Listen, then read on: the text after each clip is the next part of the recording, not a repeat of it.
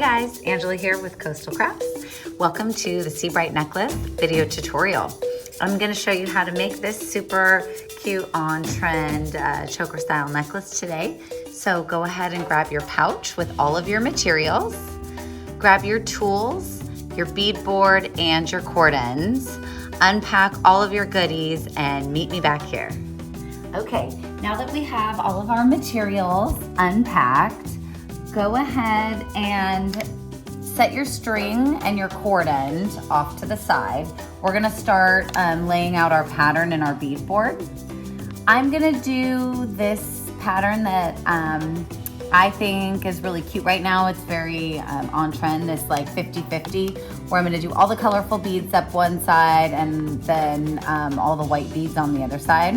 As you can tell, it's not perfectly 50-50 because I like to use these larger beads down at the bottom because it falls nicer. It'll hang a little bit better on your neck when you're wearing it if it's not split exactly in the middle. So when you're designing, you'll want to go past the 0 in the front, you know, with your colorful beads. And I'm pretty sure I gave you more of the colorful beads than I did of the white beads. So you will be able to achieve this same, you know, look with your necklace if you want.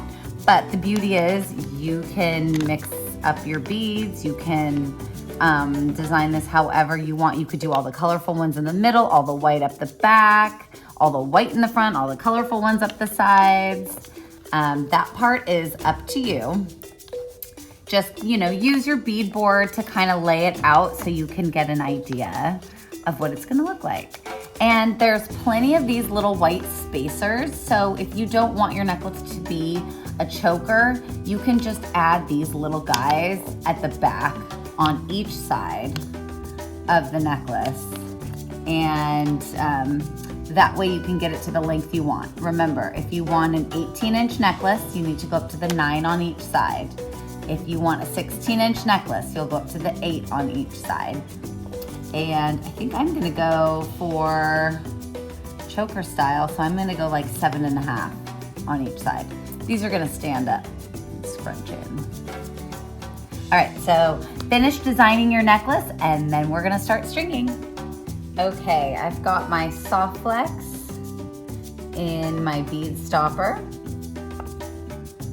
And you guys probably know the drill by now, or if this is your first time stringing up a necklace, if this is your first kit, welcome to Coastal Crafts. You just pick up your beads and you string them onto your soft flex. Soft flex is the brand of this beading wire that I like to use. It's stiff enough so you don't need a needle to string with it, but it is super flexible, so it's gonna really bend and flow nicely after you have your project made. But yes, no, there is no trick, no cheater way to get beads on a string. You just have to pick them up and put them on. I'm doing one of these little white seed beads in between every single one of these recycled glass beads because they have such large holes. I like the way that it looks like it's almost knotted in between when you do one of these little seed beads in between. It's just a really cute look.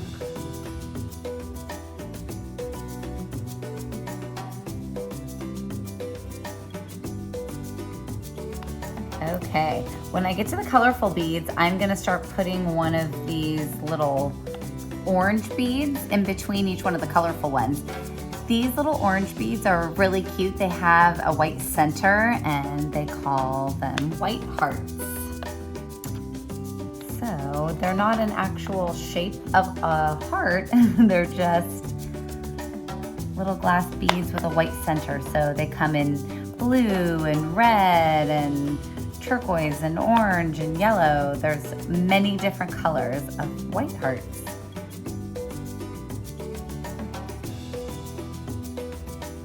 And when this 50-50 trend is over, we can cut our necklace apart and do a different style. That's the great thing about beaded jewelry. The beads never go bad, it's just the styles may change. And it is pretty fun and easy to change them.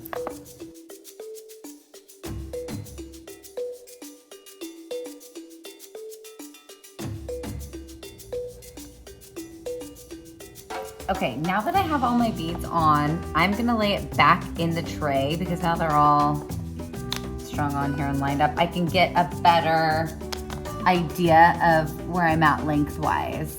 So I'm at, let's see, I'm right at about 16 inches. Oh, I need to add a few of these little white ones on the end. This side, I'm just gonna add three little white ones on this side, like I did on that side. So I'm gonna be at about 16 inch. The clasp, these fun enamel clasps, they came in all different colors, they're really fun. These are gonna add about an inch.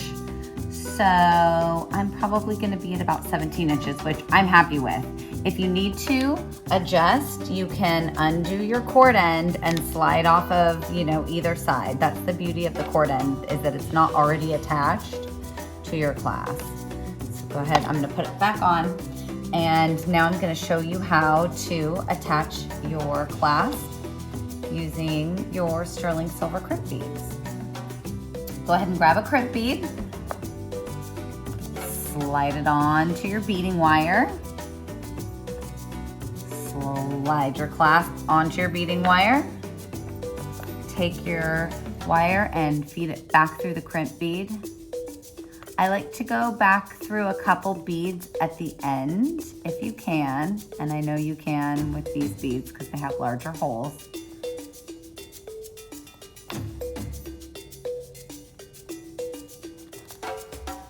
Slide your beads in your crimp up towards the clasp.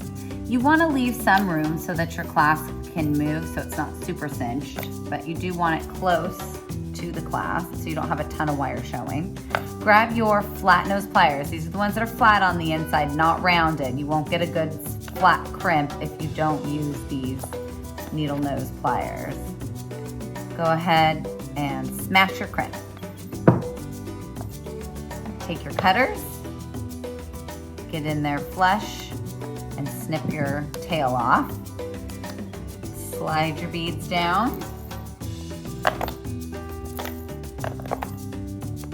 We're gonna do the other side now. Take your bead stopper off. Slide on a crimp. This time you're gonna go through the sterling silver ring that the clasp is attached to. You're gonna go, same thing, back through the crimp bead and back through like 2 or 3 beads. It's just so that when you cut your wire off, if you cut it right at the crimp, sometimes it can scratch you because this is wire, it's just the nylon coated wire. Go ahead and cinch that up. You can pull the crimp down and then pull on the tail. I always like to have my necklace curved around when I crimp so that it doesn't end up too stiff and tight. You never wanna do this. I'll show you what not to do. Don't ever hold it up super straight and cinch it down like that. It'll end up being too stiff. So I always like to clasp the necklace closed so that it's around in a circle before I crimp it. Get in there with your pliers and smash a flap. Take your snippers, trim off the extra, and you have crimped your clasp onto your necklace, and you have a super cute, fun, stylish, on-trend necklace to wear all summer. Thanks, guys. See you next time.